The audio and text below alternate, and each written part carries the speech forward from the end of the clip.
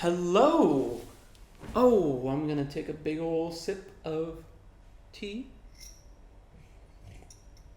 My favorite letter in the alphabet to drink.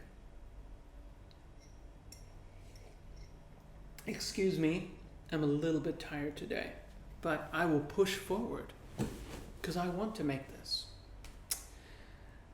So this is Three Men in a Boat to Say Nothing of the Dog by Jerome K. Jerome, chapter 14. As you can see here. And here's the first page.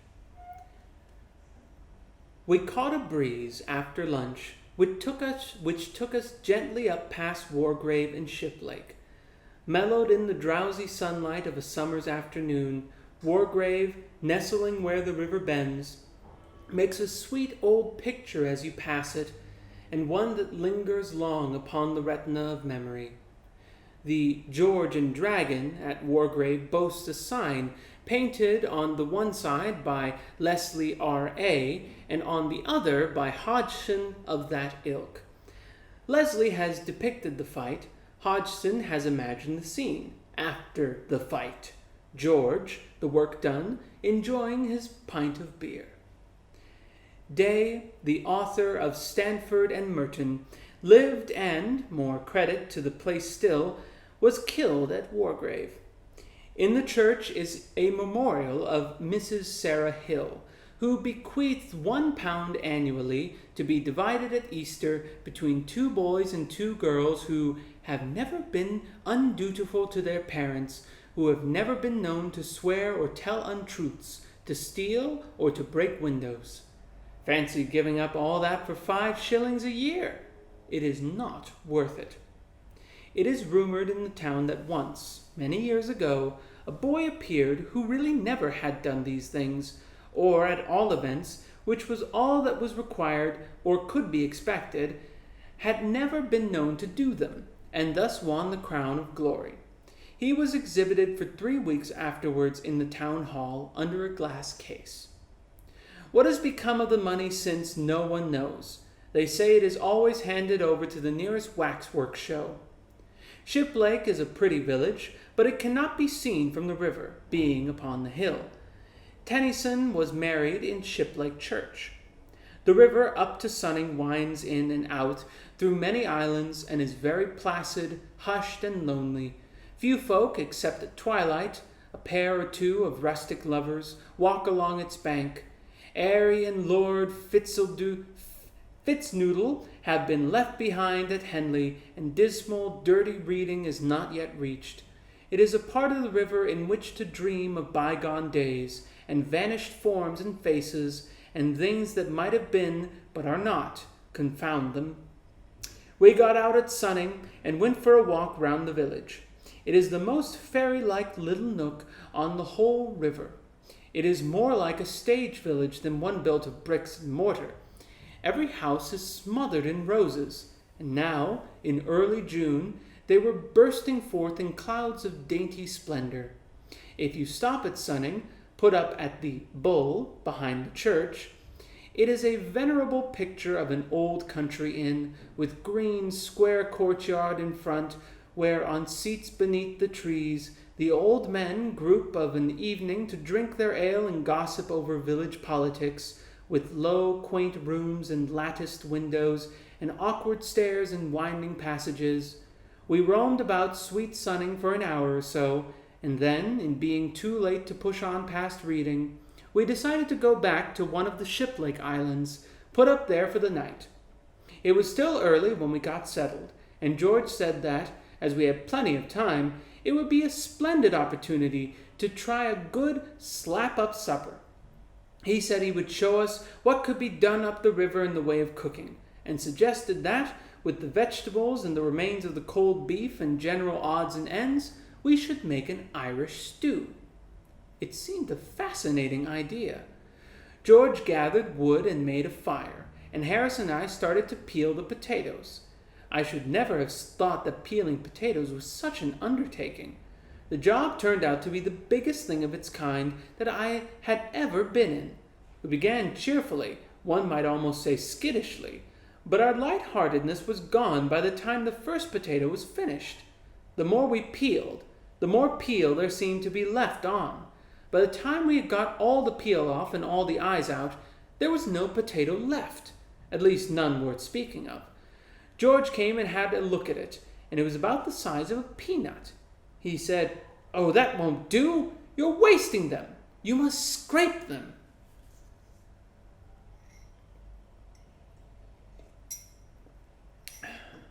So we scraped them. That was harder work than peeling. They are such an extraordinary shape, potatoes, all bumps and warts and hollows. We worked steadily for 25 minutes and did 4 potatoes. Then we struck. We said we should require the rest of the evening for scraping ourselves. I never saw such a thing as potato scraping for making a fellow in a mess.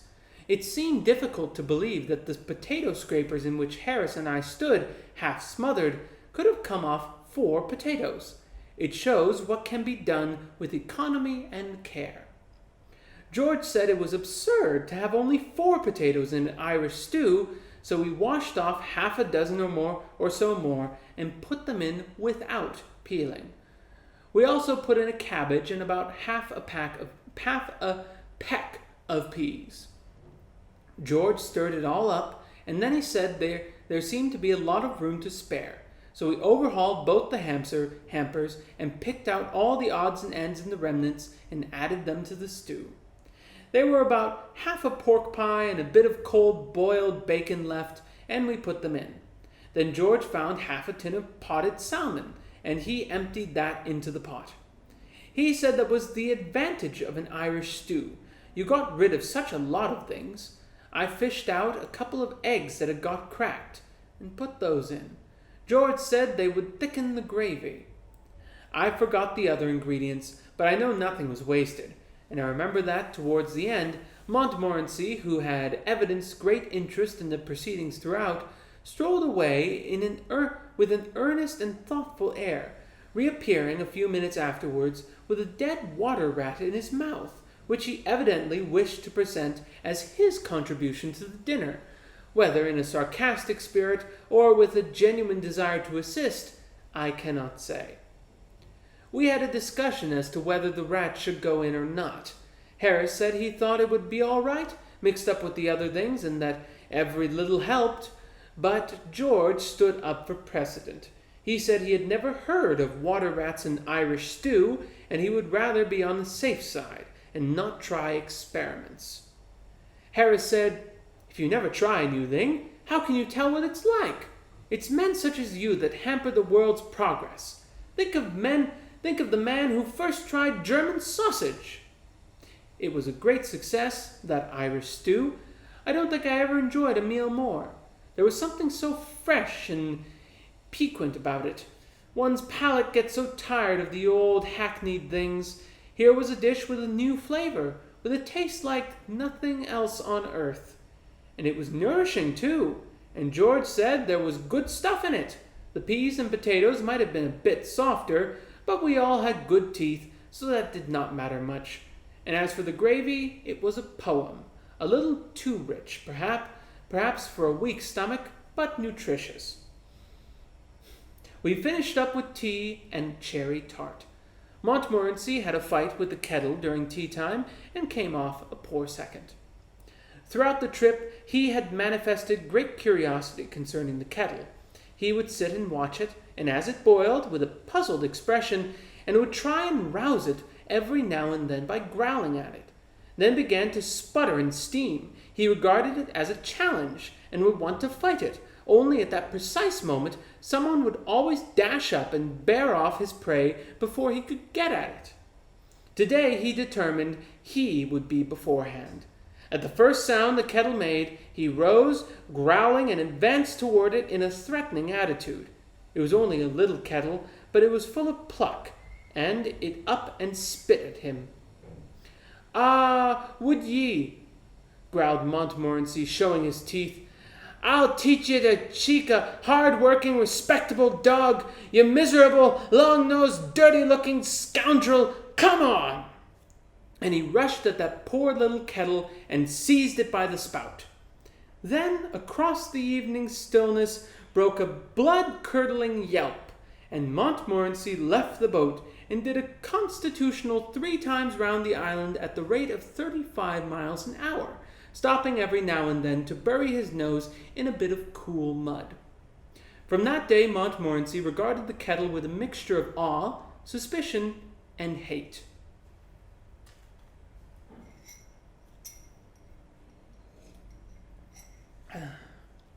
Whenever he saw it, he would growl and back at a rapid rate, with his tail shut down, and the moment it would put upon the stove, he would promptly climb out of the boat and sit on the bank till the whole tea business was over. George got out his banjo after supper and wanted to play it, but Harris objected. He said he had got a headache and did not feel strong enough to stand it. George thought the music might do him good, said music often soothed the nerves and took away a headache, and he twanged 2 or 3 notes just to show Harris what it was like. Harris said he would rather have the headache. George has never learned to play the banjo to this day. He has had too much all-round discouragement to meet. He tried on 2 or 3 evenings while we were up the river to get a little practice, but it was never a success. Harris's language used to be enough to unnerve any man, added to which Montmorency would sit and howl steadily right through the performance. It was not giving the man a fair chance. What's he want to howl like that for when I'm playing? George would exclaim indignantly, while taking aim at him with a boot. What do you want to play like that for when he is howling? Harris would retort, catching the boot. You let him alone. He can't help howling. He's got a musical ear, and your playing makes him howl. So George determined to postpone study of the banjo until he reached home. But he did not get much opportunity even there. Mrs. P. used to come up and say she was very sorry for herself. She liked to hear him, but the lady upstairs was in a very delicate state, and the doctor was afraid that it might injure the child. Then George tried taking it out with him late at night and practicing round the square. But the inhabitants complained to the police about it, and a watch was set for him one night, and he was captured. The evidence against him was very clear, and he was bound over to keep the peace for 6 months. He seemed to lose heart in the business after that. He did make 1 or 2 feeble efforts to take up the work again when the 6 months had elapsed, but there was always the same coldness, the same want of sympathy in the heart of the world to fight against, and after a while he despaired altogether, and advertised the instrument for sale at a great sacrifice, owner having no further use for same, and took to learning card tricks instead. It must be disheartening work learning a musical instrument. You would think that society, for its own sake, would do all it could to assist a man to acquire the art of playing a musical instrument. But it doesn't. I know a young fellow once who was studying to play the bagpipes, and you would be surprised at the amount of opposition he had to contend with. Why, not even from the members of his own family did he receive what you could call active encouragement. His father was dead against the business from the beginning, and spoke quite unfeelingly on the subject. My friend used to get up early in the morning to practice, but he had to give that plan up because of his sister. She was somewhat religiously inclined, and she said it seemed such an awful thing to begin the day like that. So he sat up at night instead, and played after the family had gone to bed. But that did not do, as it got the house such a bad name.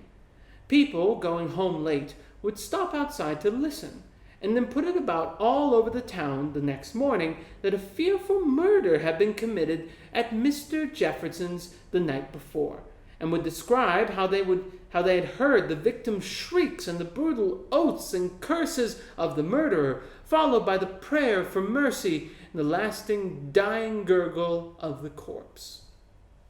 So they let him practice in the daytime, in the back kitchen with all the doors shut, but his more successful passages could generally be heard in the sitting room, in spite of these precautions, and would affect his mother almost to tears. She said it put her in mind of her poor father. He had been swallowed by a shark, poor man, while bathing off the coast of New Guinea. Where the connection came in, she could not explain. Then they knocked up a little place for him in the bottom of the garden, about a quarter of a mile from the house, and made him take the machine down there when he wanted to work it. And sometimes a visitor would come to the house who knew nothing of the matter, and they would forget to tell him all about it, and caution him, and he would go out for a stroll round the garden, and suddenly get within earshot of those bagpipes, without being prepared for it, or knowing what it was. If he were a man of strong mind, it only gave him fits, but a person of mere average intellect is usually sent mad. There is, it must be confessed, something very sad about the early efforts of an amateur in bagpipes. I felt that myself when listening to my young friend. They appear to be a trying instrument to perform upon. You have to get enough breath for the whole tune before you start. At least so I gathered from watching Jefferson. He would begin magnificently with a wild, full, come-to-the-battle sort of note that quite roused you. But he would get more and more piano as he went on, and the last verse generally collapsed in the middle with a sputter and a hiss.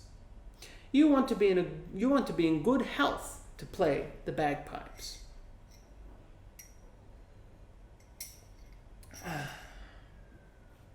Young Jefferson only learned to play one tune on those bagpipes, but I never heard any complaints about the insufficiency of his repertoire. None whatever. This tune was, "The camp bells are coming, hurrah, hurrah." So he said, though his father always held that it was the Bluebells of Scotland.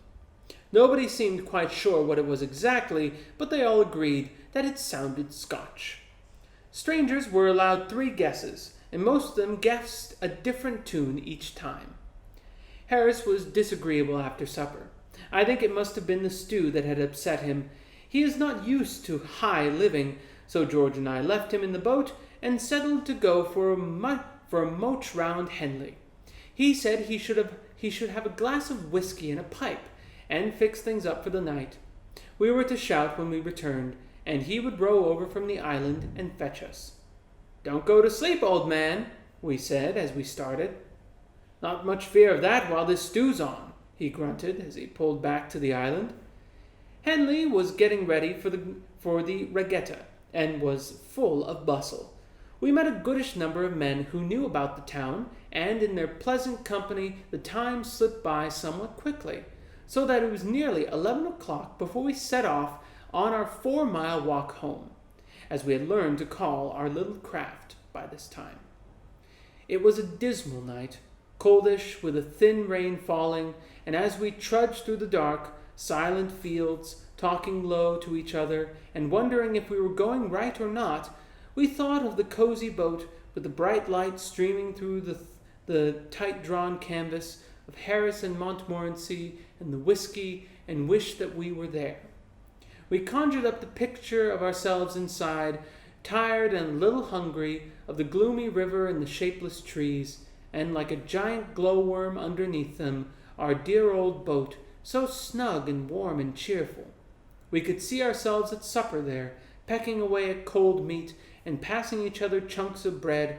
We could hear the cheery clatter of our knives, the laughing voices filling all the space and overflowing through the opening out into the night, and we hurried on to realize the vision. We struck the towpath at length, and that made us happy, because prior to this we had not been sure whether we were walking towards the river or away from it. And when we are tired and want to go to bed, uncertainties like that worry you. We passed Skip Lake as the clock was striking the 11:45, and then George said, thoughtfully, "You don't happen to remember which of the islands it was, do you?" "No," I replied, beginning to grow thoughtful too. "I don't. How many are there?" "Only 4, answered George. "It will be all right, if he's awake." "And if not?" I queried. But we dismissed that train of thought. We shouted when we came opposite the first island, but there was no response. So we went on to the second, and tried that, and obtained the same result. "Oh, I remember now," said George. "It was the third one." And we ran on hopefully to the third one, and hallooed. No answer. The case was becoming serious. It was now past midnight. The hotels at Shiplake and Henley would be crammed, and we could not go round knocking up cottagers and householders in the middle of the night to know if they let apartments. George suggested walking back to Henley and assaulting a policeman, and so getting a night's lodging in the station house. But then there was the thought, suppose he only hits us back and refuses to lock us up? We could not pass the whole night fighting policemen. Besides, we did not want to overdo the thing and get 6 months. We despairingly tried what seemed in the darkness to be the fourth island, but met with no better success. The rain was coming down fast now, and evidently meant to last. We were wet to the skin, and cold and miserable. We began to wonder whether there were only 4 islands or more, or whether they were near the islands at all, or whether we were anywhere within a mile of where we ought to be, or in the wrong part of the river altogether. Everything looked so strange and different in the darkness. We began to understand the sufferings of the babes in the woods. Just when we had given up all hope, yes, I know that is always the time that things do happen in novels and tales, but I can't help it. I resolved, when I began to write this book, that I would be strictly truthful in all things. So I will be, even if I have to employ hackneyed phrases for the purpose. It was just when we had given up all hope, and I must therefore say so.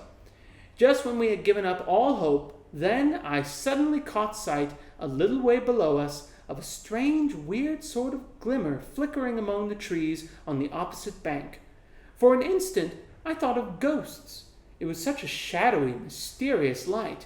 The next moment it flashed across me that it was our boat, and I sent up such a yell across the water that made the night seem to shake in its bed. We waited breathless for a minute, and then, oh, divine music of the darkness, we heard the answering bark of Montmorency. We shouted back loud enough to wake the 7 sleepers.